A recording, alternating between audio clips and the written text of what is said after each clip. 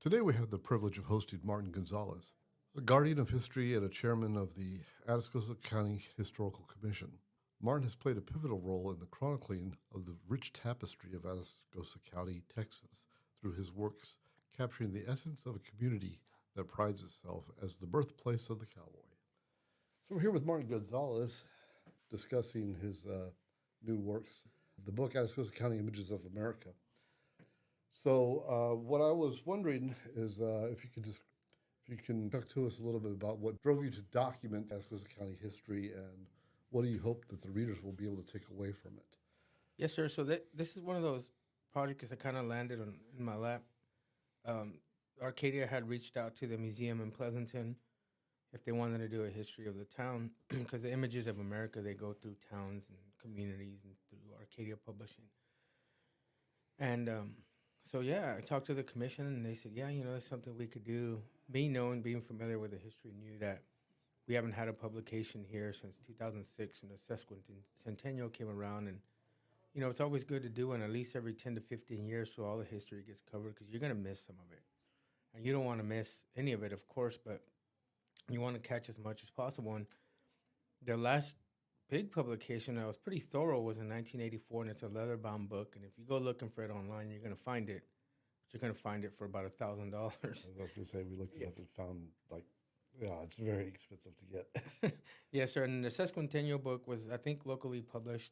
It's not available anymore. So whoever has one, it's always good to keep it. So we just thought we wanted to do something and wanted to involve the community, too, because that's what you want. You're not going to get anything done successfully until you involve the community. And so I was going to ask if you could describe the process and the challenges in actually gathering that material for the book. Yeah, so the challenge was really simple. We pretty much had a challenge everybody else had at the time. Was we started this project in December of 2019, and we were about 4 months in, getting ready to take off, and COVID came and everything came to an end. Well, not an end, just a pause for a little bit, and we weren't able to pick up until October of 21. So we had a lot of dead time there. But still, we were still able to do some work, do some planning on the book until we were able to pick up again. And we put out a call to different communities that we were going to be landing there, and we started visiting with churches, places that were kind of public and local so people could come to. And the first place we hit was a Pleasanton First Baptist Church, and they let us borrow their youth building. And it was we had 4 donors come in, and one lady brought in a bunch of pictures. And so you get the pictures, you get the information from them, and then you come up with a narrative between 40 to 75 words per picture. And then you turn it in, and Arcadia tells you yes or no. And so out of over 200 pictures we turned in, they declined 4. So that's a pretty good ratio, I think. And so we went to different towns, and in some places we went, we got nothing. Nobody showed up. And then in some places we did really well. And then in Poteet, like I said, we were overwhelmed because the Poteet Grange, we set up there, and they put their own call out, too, to help us out. And, of course, the newspaper puts out, we would share our stuff on Facebook. And the Poteet Grange, God, we were there 2 or 3 hours after we were supposed to leave, just collecting captions and pictures and information on their pictures. Why do you think preserving local history is crucial for communities? Well, you definitely don't want to forget. You want to record as much as possible so that way in the future you can always look back to, was this here? Did this happen there? Well, we got to record it so it's there. And you never want to forget your history, because I don't think you'll ever get to where you want to go if you forget your past. It's like we were talking about earlier, where I was describing that article that I had read about in the forming of Jourdanton, right, where it was very cool to see that they were actually advertising for people to move here and start businesses and everything at the very forming of it. To me, I would have never thought of, it's like a business in that respect. Yeah. They quite literally, what we discussed in 1909, all that stuff, the people who were involved in it, it was a business basically for them. Yes. They needed this railroad. They needed the things to happen here. Yes, sir. And that was an old technique back then. They'd put out a call. Texas did it back when it won its independence from Mexico. They put out a call for people to come to the state of Texas by giving them 360 acres of land. Texas was a huge expanse, and they wanted people to move, and they had the land, so they were giving it away to people. Jernton had the same idea, you know, hey, smaller scale, but bring your bakers, bring your bankers, bring your railroad men, bring your local businessmen, because they knew that they weren't going to be able to make a town without that. But yeah, it's very neat. What would you say is the most interesting thing that you discovered while you were putting the book together about the area?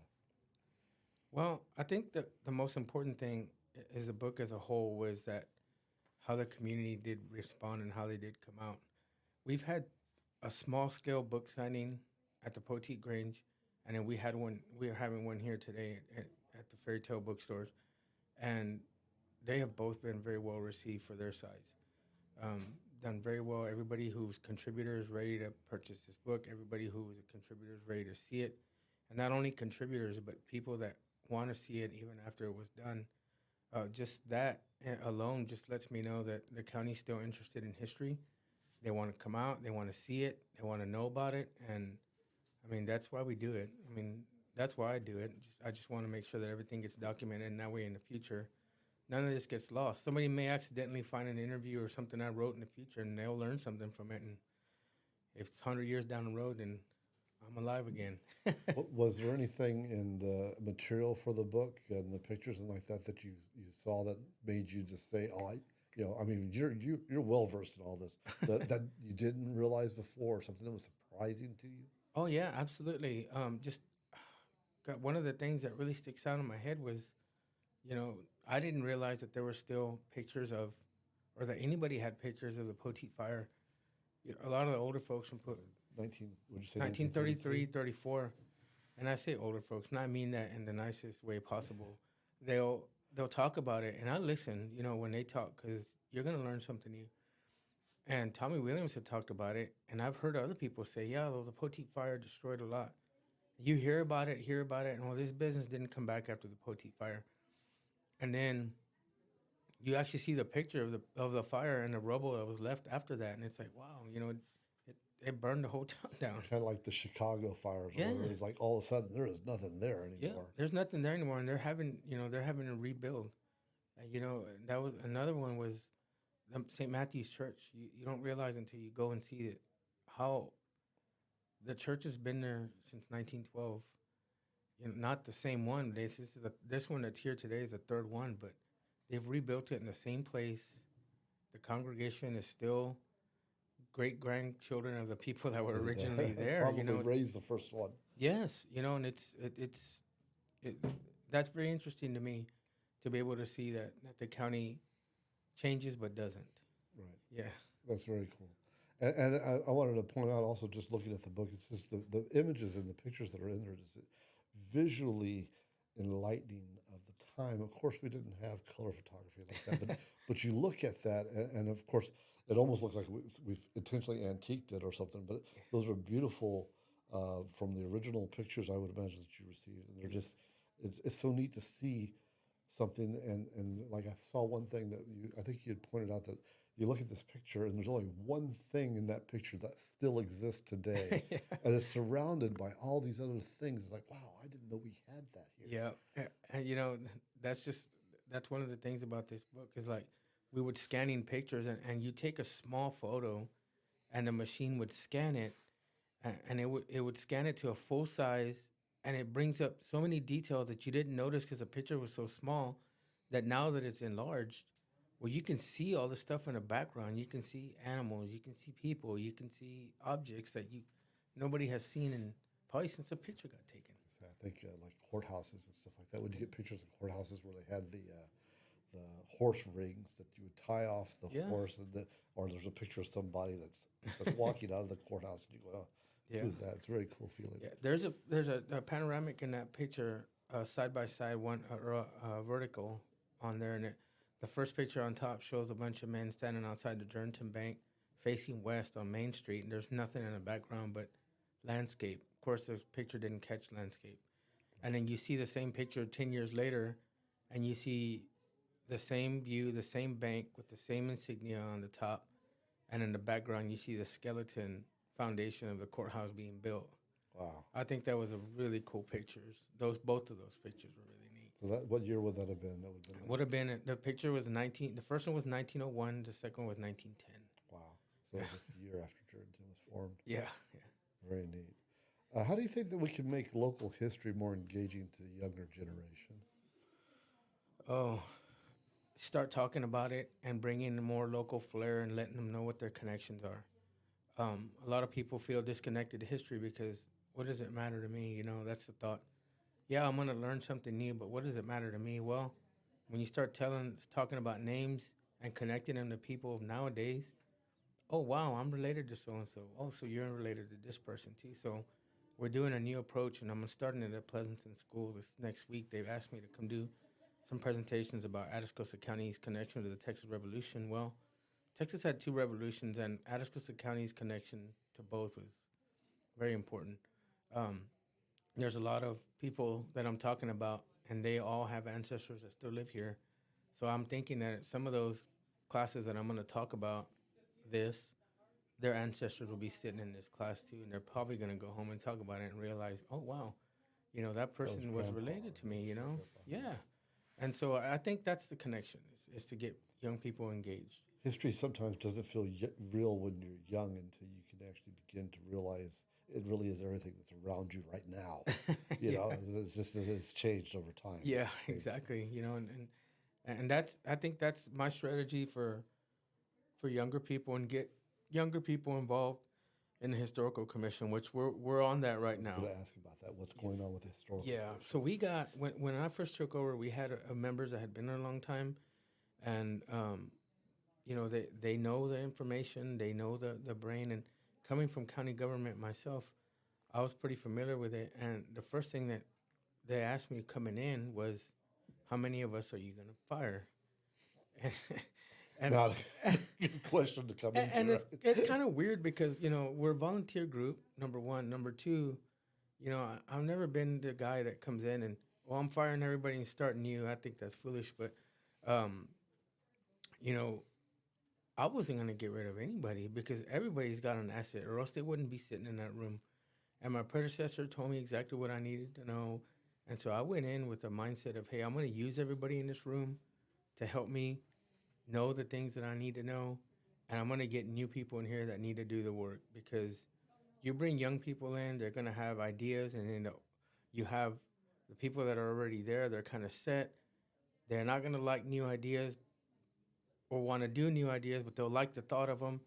They'll have the knowledge for it. The younger people will have the legs for it, and we got a great fit. And that's what we have right now. We have a lot of young people ready to hit the ground running. We have a great metal detecting team. We have Sarah, who started off as an intern. Now she's full-time member with us, and she does a lot of research because she goes to school.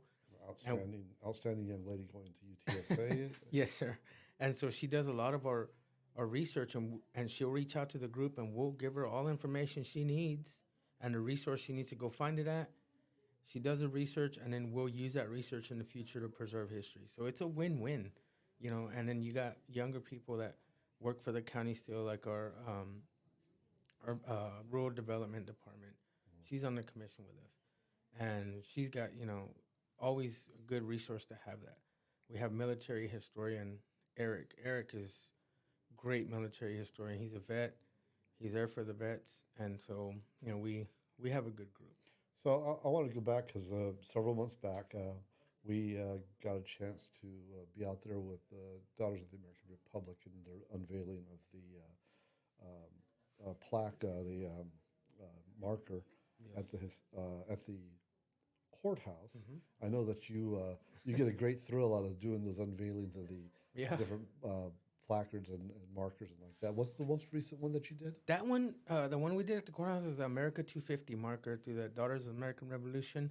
And so they had a ceremony, or they had a program where it resulted in a ceremony where they want to celebrate. They wanted all across the U.S. They wanted each state to have one marker for the America's 250th birthday in 2026. Well, the state of Texas has two. One of them in San Antonio, one of them's here. And because we encompass a lot of ranches, we Atascosa County area and the old Spanish ranches donated a lot of beef and cattle to the cause, to the Revolutionary War. They took them to Louisiana and up north, and so that's Atascosa County's role in the Revolutionary War. And they were gonna, so we were gonna celebrate the 250th anniversary in Atascosa County, and is one of the counties throughout the whole country that has a marker already.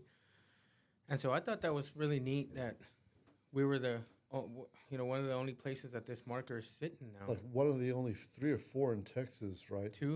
One of two, yeah. One of 2 in Texas right now. Now they do plan on having other ones in other places in Texas, don't they? Not too many. Not too many, just a few more. I think this is it, and every other state still has to get on board and get one. And like I said, we're getting ready for the 250th anniversary, so we're working on getting that celebration coming up with the Daughters of the American Revolution. That's great. So the other thing that, sticking on markers real quick, just very quickly, we were just speaking about the one coming up at the cemetery. Rangers? Yes, Texas Rangers? Former Texas Rangers Association. Yes. Right. So, and 2 things on that. One is if you just tell us a little bit more about that, and then the other is that how do these markers play a role in? I know I see them and I'll stop. We stop anywhere we drive, and we'll stop and read the markers like that. Yeah. They're very good for the communities that they're in, because otherwise people may not even stop driving through some of these places. Yeah, these are a little bit different. These are sitting in inside cemeteries, and they're ranger crosses, and they're to recognize the old Texas Rangers that came through, because back then that was only law enforcement. They were developed in 1823, and there was no law enforcement here to kind of help the citizens that they were wanting to populate Texas. So they created the Texas Rangers, which was local law enforcement. Guys were going through different territories and just kind of enforcing the law, helping the settlers not get killed by Native American attacks. And so there's a lot of Rangers, and a lot of them, they started this program. I don't remember what year, but the former Texas Rangers Association started this program to recognize them, and we have a few in this county right now, and we're recently got approved for John Campbell, which he's at the Campbellton Cemetery, and his son was Jordan Campbell, and Jordan Campbell developed Jourdanton. So that's kind of very important to Jourdanton, because John went and developed Campbellton down in southeast Atascosa County, and his son followed his example and came up here this way and developed a town of his own. And so I think without John, you wouldn't have Jourdanton. Right. I mean, yeah, because his son would never been born. But that's very important. Not only that, but he was a Texas Ranger, and he was a pretty active Ranger. He had to be a Ranger back when it was pretty much no man's land here. Back in the 1840s and 1850s, there was nothing here. It's so hard to imagine that this is the Toby Ranch. Yeah. Before that, probably, yeah. Right? Even before it was the Toby Ranch. Yeah, it was before it was a Toby Ranch, yeah. Wow. So, yeah, I mean, you're talking about tough guys. Those were the tough guys back then. Was he the one that died in the line of duty, or was that, No. there was another one we spoke of? No, it was another one we spoke of. John Campbell died, I want to say there in Campbellton, in the church, St. Francis, I think. Mm-hmm. It still stands today, and when their ancestors come down and visit, they go to that church and they say it's still the way they remember it, you know? I don't know. Is that good? That should be good, right? Yeah, that's a good thing. That's a very good thing. Very cool. That means preservation is alive and well. Very good. Well, I tell you what, I'm going to stop here. I know you've got other things you need to get on to. Yes, sir. I do appreciate you very much for coming out to Fairy Tale Books today and signing your copies. It looks like you've had quite a few people have come in to get a copy. Yeah. And we're looking forward to is there anything coming up new with you on books or anything? Not for books. We're probably going to do some more book signings, I'm sure. I don't know. We don't have anything set yet. We do have, historical marker coming up at the Poteet Methodist Church on March 17th, tentatively set right now. And other than that, we just continue the column at the Pleasanton Express, and I usually keep everybody pretty well updated there. Very good. Thanks again. Appreciate you coming out. Yes, sir. Thank you for having me.